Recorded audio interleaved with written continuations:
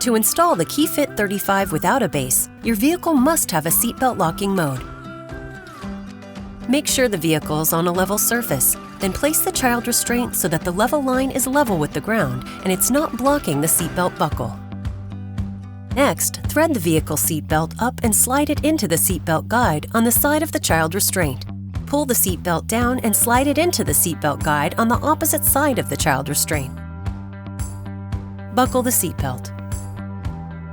An optional shoulder belt guide is on the back of the child restraint. This offers additional stability when installing without the base. To do this, ensure the child restraint is placed and buckled. Pull the shoulder belt out and slide it around the back of the child restraint. Thread the shoulder belt through the shoulder belt guide. Then guide the shoulder belt around the carrier. Then switch the shoulder belt into locked mode. While pushing down on the child restraint, pull up on the shoulder belt to remove all the slack from the vehicle lap belt. If you do not wish to use the optional shoulder belt guide, pull out all the shoulder belt webbing to put it into locked mode.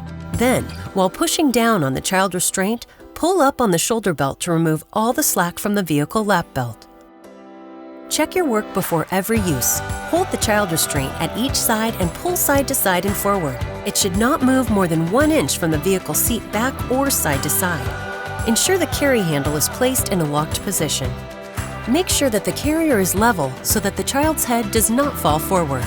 Always check that the car seat is secure before every use.